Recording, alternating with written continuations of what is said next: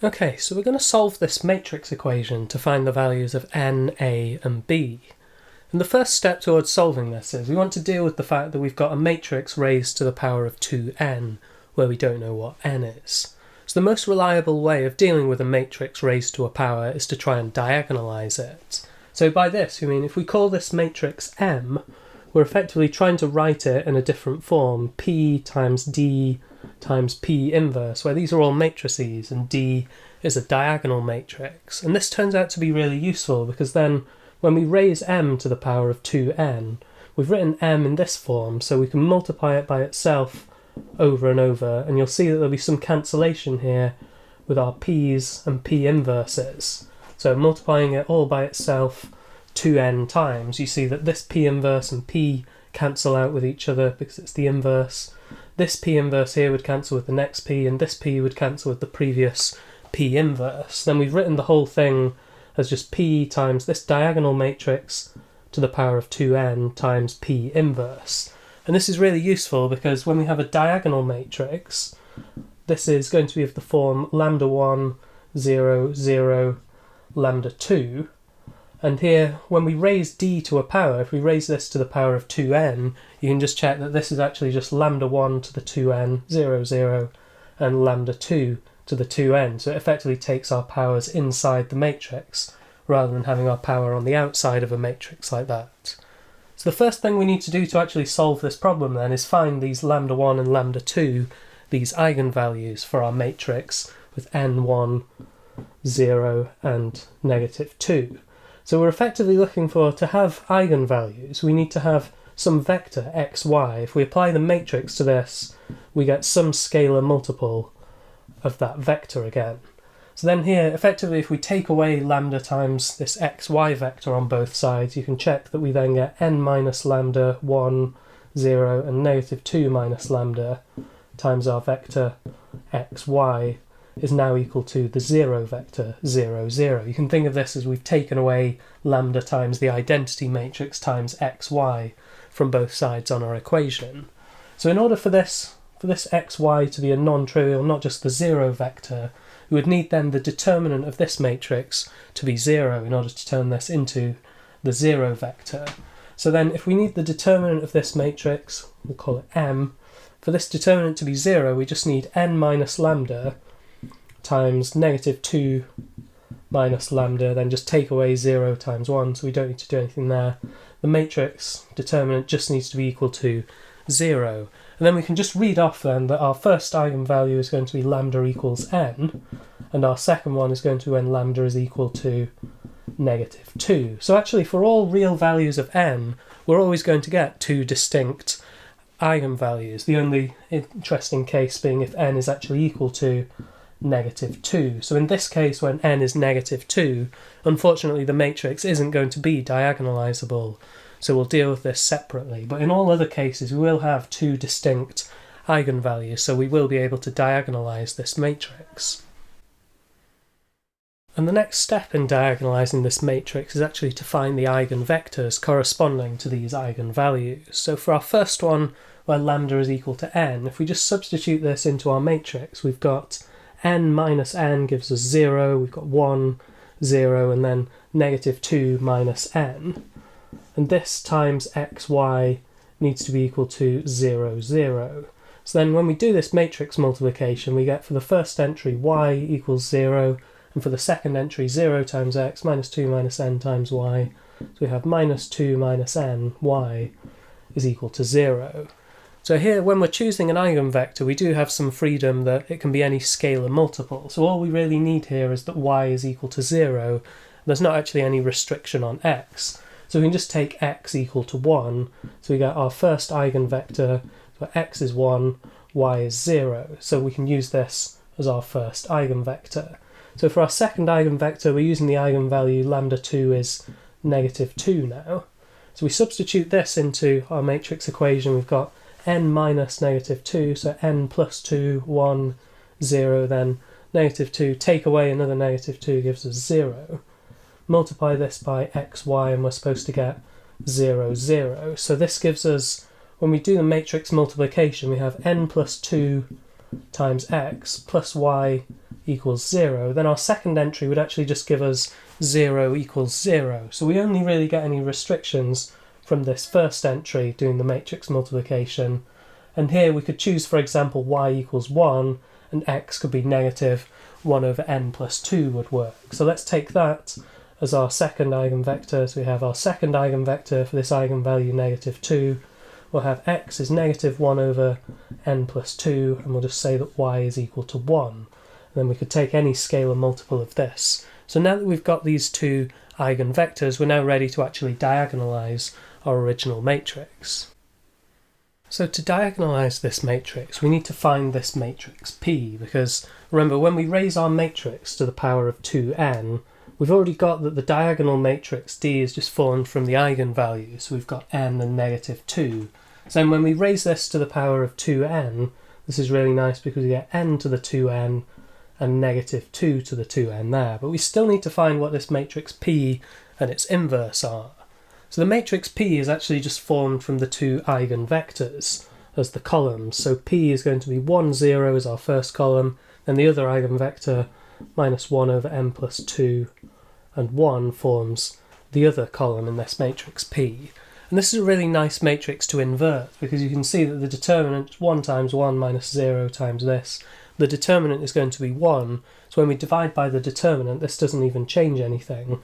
So we just swap these two entries, which happen to be the same, and then we take the negative of these two entries. So we keep the 0, but now we have positive 1 over n plus 2. So this is our inverse of the matrix P. So then we can write this whole thing, our matrix M to the 2n, or this n1, 0, negative 2 to the 2n, can now be written in a much nicer form where we can multiply the matrices. So we've got 1, negative 1 over n plus 2, 0, 1. So then we've got the diagonal matrix raised to the power of 2n gives us n to the 2n, 0, 0. And we'll just write this, instead of negative 2 to the 2n, we'll write it as 4 to the n. And finally we have our inverse of P, 1 over n plus 2, 0, 1.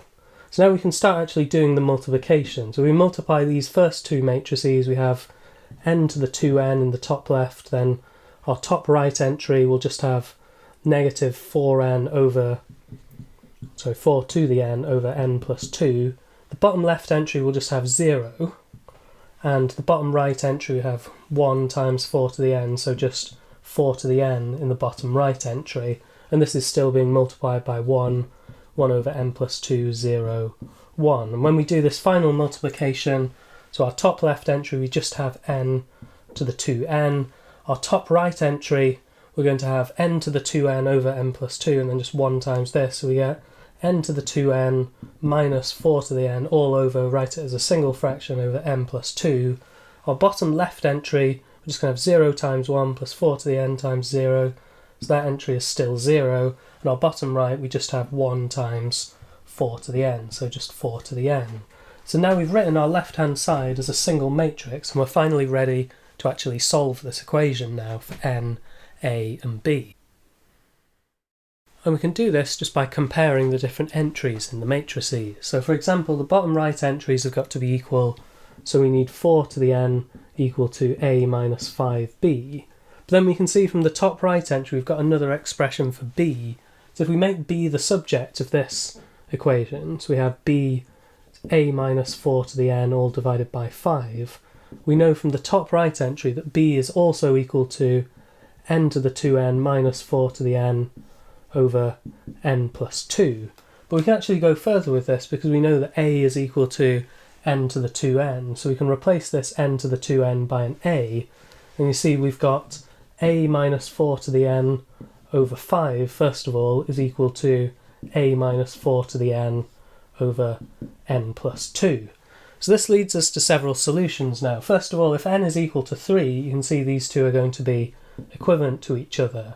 But also, if a is equal to 4 to the n, then we're also going to get more solutions. So if a is equal to 4 to the n, remember a is n to the 2n, so we've got n to the 2n equals 4 to the n, or n squared effectively needs to be equal to 4, which would give us n equals 2 and also n equals negative 2. So this one we need to be quite careful about because when n is negative 2 we have division by 0 here, And also we saw earlier that the matrix isn't actually diagonalisable, but we'll still consider this case at the end. And there's another possibility as well where our power of n could actually just be 0. So if you're willing to accept 0 to the power of 0 as being equal to 1, this could potentially lead us to another solution. So we will consider this one as well, where n is 0. So if we now consider separately, we've got n equals 3, n equals 2, n equals 0, then finally we'll finish by looking at n equals negative 2, see if we can find some values of a and b that will work so we can solve the equation in each of these cases. So first of all, when n is 3, we can just substitute in 3 to our diagonalised form of the matrix. We have 3 to the 2 times 3, 3 to the power of 6 is 729. Then we have 3 to the power of 6 minus 4 cubed, all divided by 5, will give us 133 for our top right entry. Then we've got 0, and finally 4 cubed is 64. So this is our diagonalised form. We've substituted this in, so we get a is equal to 79, b is equal to 133, and you can check a minus 5b, 79 minus 5 times 133 is indeed 64. So our original matrix n1, 0, minus 2 would be 3, 1, 0, minus 2, all raised to the power of 6. So we've taken it from the diagonalised form. We can just put this back in the original form to read off our solutions. N is 3, a is 729, and b is 133. When n is 2, we can do the same thing of substituting into our diagonalised form, so 2 to the power of 4 gives us 16. Our top right entry, we've got 2 to the power of 4 minus 4 squared. It's actually 0 when we divide that by 4. So we just get 0 in our top right, 0 in the bottom left, and 4 squared gives us 16 in the bottom right. And then checking our original equation, this is going to be equal to 2, 1, 0, negative 2 raised to the power of 2n, so raised to the power of 4. So this gives us our second set of solutions, where we've got n is 2, a is 16, and b is 0. So now when we get on to n is 0, we run into some problems with 0 raised to the power of 0 not being particularly well defined for our diagonalised form. But we can bypass that by looking at the original equation and seeing if 0, 1, 0, negative 2, so we've now got a matrix raised to the power of 0, which would just be, by convention, the identity matrix. So if you're not happy about having the number 0 raised to the power of 0, perhaps we can have a non-zero matrix raised to the power of 0, would be the identity matrix, 1, 0, 0, 1. So then we can read off here, we've got n is 0, so then a would be 1, b would be 0, and you can see a minus 5b is 1 also works there. So we've got 3 sets of solution now for n equals 3, 2, and 0.